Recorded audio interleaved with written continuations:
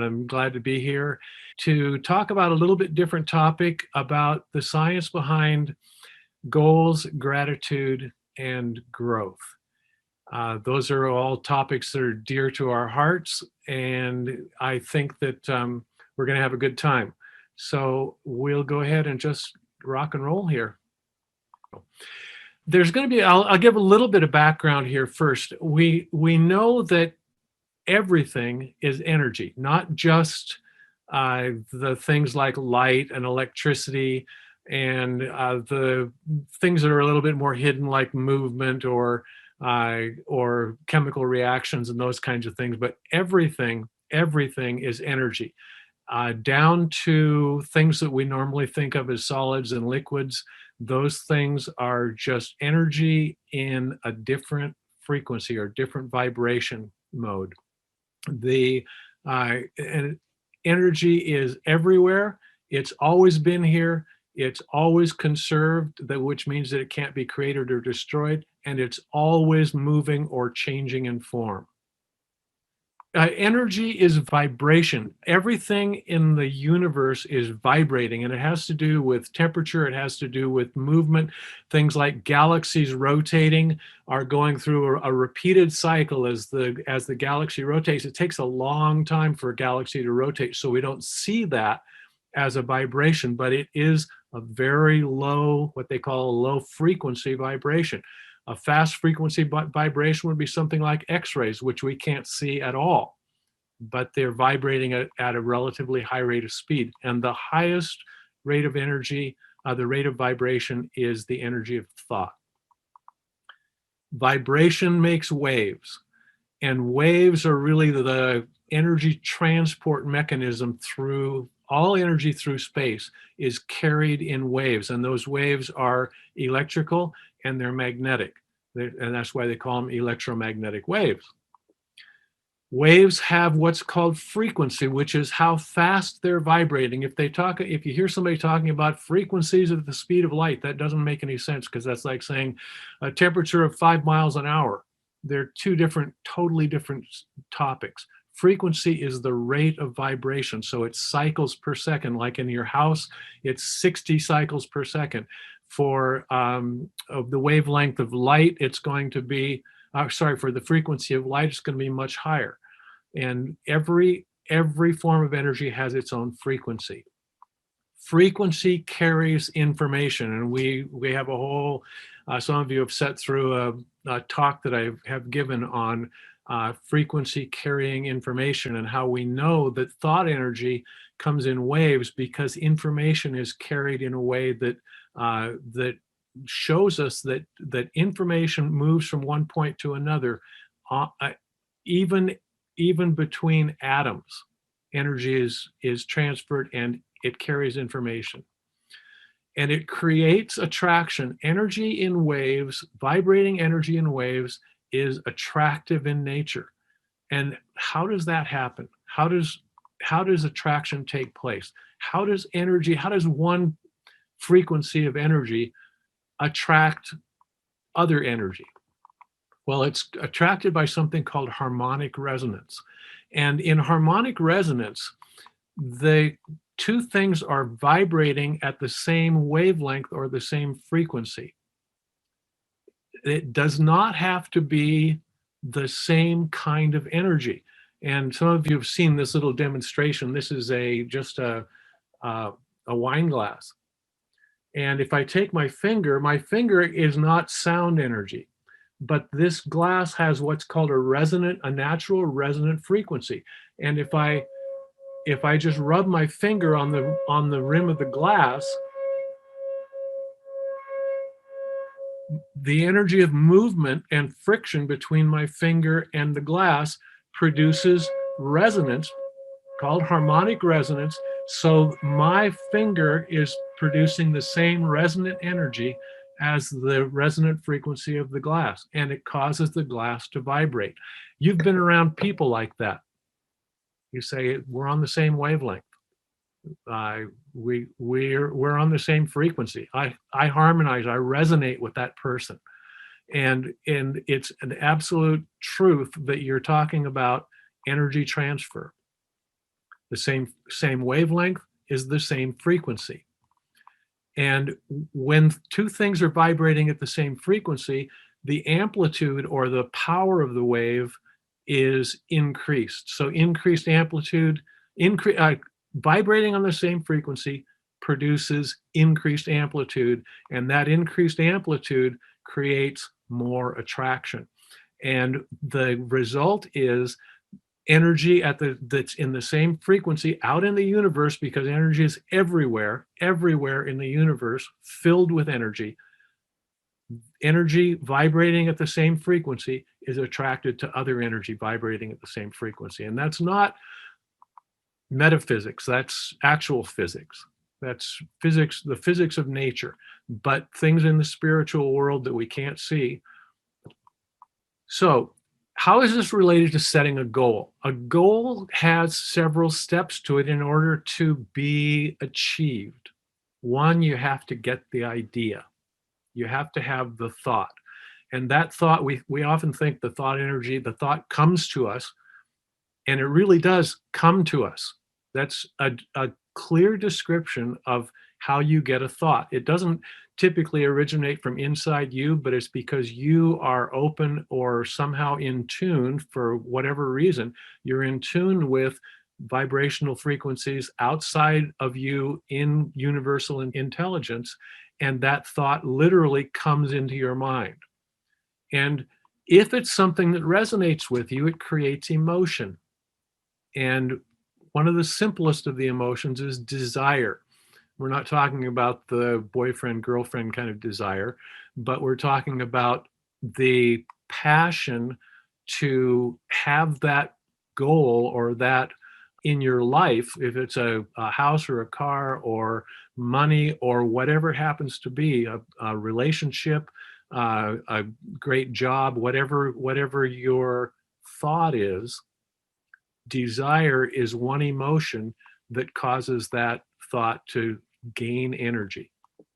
Once you have the thought and you have the emotion attached to it, and I'll back up for a second, because the emotion doesn't have to be what they call an elevated emotion like love or gratitude. It could be something like anger, because that will generate energy also, but it doesn't generate positive energy.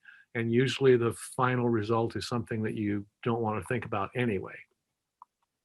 You take action. You have desire. You want something. You really, really want something. It becomes an obsession, a goal, something that fulfills a need in your life. And you make a decision that you're going to have that goal. You're going to achieve that goal. But the next step is you have to take action. Sometimes you have to take action for more than you like.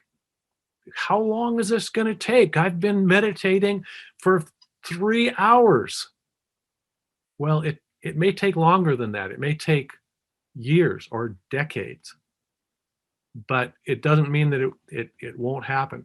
I had a desire to live in a house in the woods at the beach. Fat chance. But I had that desire in my heart for 30 years. And I was driving, going out looking for some surf one day, and I saw a real estate sign that I thought was on state property. And my first action was to pull over on the side of the road, get out of my car, pull the sign out of the ground and hide it in the bushes. And then call the realtor. And I now live in a house at the beach in the woods because of that.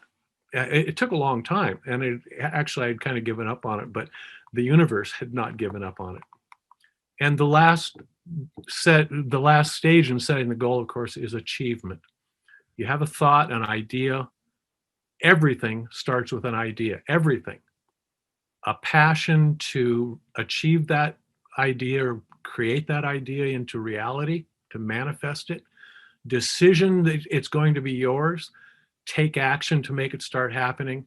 And then sometimes you need to beat on the door for quite a while before you see results. And finally, achievement.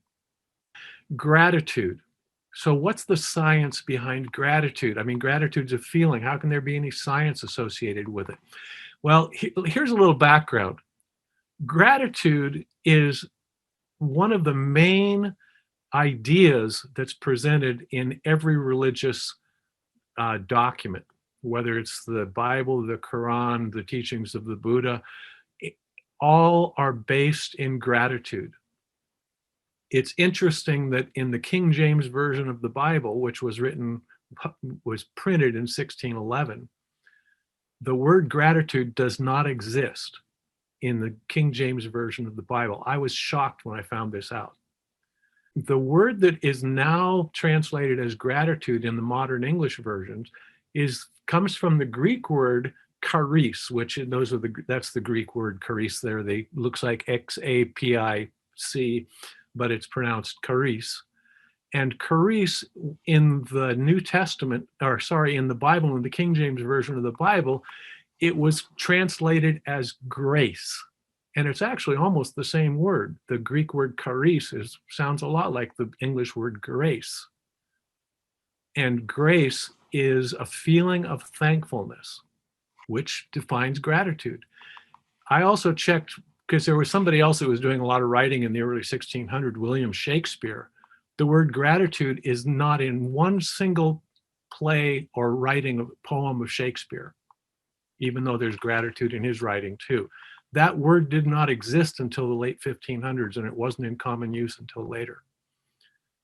The word charisma comes from the same word, gratitude, grace, charisma. And if you think of people who are known for their charisma, they have a certain grace about them. We still use the word when we sit down to a meal and we say, would you say grace? It's common in a lot of religious teachings. Saying grace is saying that you're grateful. And in Spanish, it is literally the word gracias. Gratitude is one of the 7 spiritual factors. We don't hear people really talking about the 7 spiritual factors, but gratitude is one of them. It's one of the characteristics of universal intelligence, and it's listed as one of the elevated emotions. There's a quote that says, gratitude is the ultimate state of receivership. You say you're grateful when you receive something, but gratitude is really a special form of it, because in gratitude, as we apply it to goal achieving, gratitude is being thankful for it before you receive it. You live in a state of gratitude and expectancy, expecting that you're going to receive what your desire is, what your goal is. And I like to say, gratitude greases God's great wheels. I like to think of the universe sometimes as a big giant clock with gears moving to make things happen. And sometimes those gears get rusted up, but gratitude is the oil or the grease that lubricates those gears and gets them moving. Gratitude is an elevated emotion. It increases amplitude of your thought energy going out into infinite intelligence. It increases the power of your thought, and it increases the rate at which attraction takes place. Gratitude is one of the powerful emotions and energy sources in the whole universe. Gratitude takes place when you imagine yourself having already achieved your goal. We hear Bob talking about, and Neville talks about it, think from your goal. Don't think of your goal, you think from your goal. You've already achieved it. And then focus your attention on how you feel. Don't focus on how you're going to get to the goal.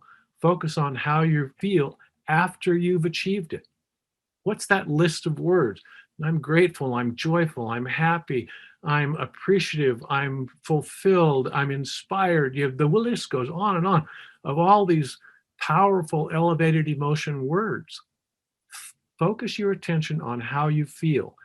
And for me, I like to write down all those things and then read them into a voice recorder and listen to it while I sleep. I'm so You can say, I'm so happy and grateful. You can say, I'm so joyful and appreciative.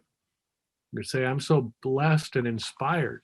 Uh, all kinds of words that you can use to focus your attention on how you feel.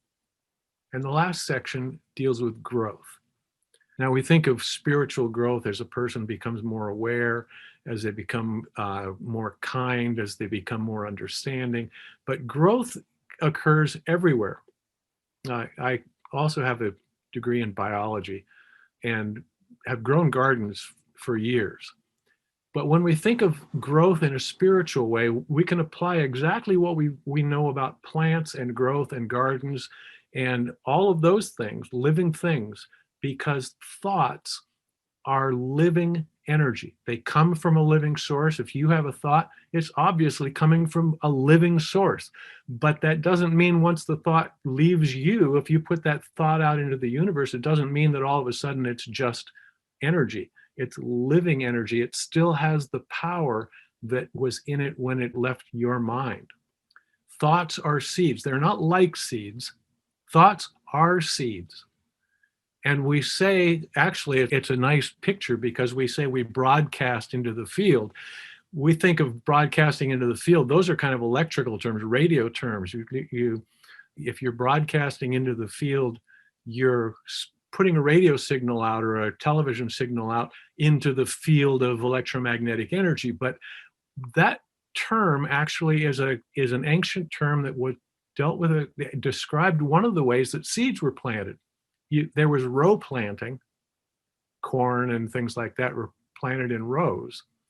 Broadcasting had to do with planting oats and barley and wheat and rye and those things, where you've seen pictures of the old with a bag of the farmers or the field workers with a big cloth bag over their shoulder full of seeds, and they're throwing the seeds out, spreading it out, and that spreading the seeds out was called broadcasting. And once they land in the field, of course, some of them will grow, some of them won't. There's a whole parable about a sower went out to sow. Some of the seeds fell in with weeds, and the weeds choked them out. Some of them fell where there wasn't any moisture, and they just shriveled up. Some got eaten up by birds. Some of them fell in fertile, moist soil and sprouted. And actually, this is a poppy, a dried poppy plant from last summer from outside. This poppy plant came from one seed. And if you've eaten poppy, like poppy muffins or poppy seed muffins, poppy seeds are tiny little seeds. They're like the size of a grain of sand. And this poppy plant grew from one seed, grew into this many poppies, and I had almost half a cup of poppy seeds from this one plant because the seed fell in fertile soil. Growth takes time. It doesn't happen overnight. I would not expect to plant a grain of corn in the ground and the next day go out and get my corn on the cob. It just doesn't happen that way. We're used to fast food where we drive up to the McDonald's and we go to the window and say, I'd like a hamburger. Where is it? It doesn't happen that fast in nature. There's a law called the law of gender that says everything takes time. It also said seeds reproduce after their kind.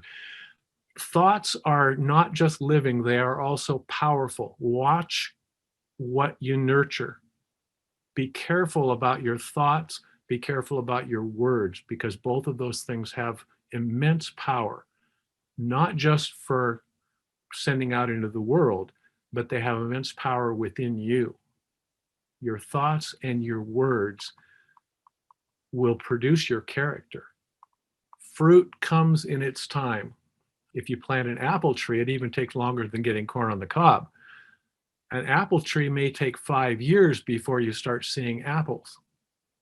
And there's a general rule that says you reap just what you sow. So regard what fields you till. What are you nurturing in your life? What are you feeding in your life? What are you watering in your life? They say the grass grows greener on the other side of the fence, but the truth is the grass grows greener where it's watered and fertilized.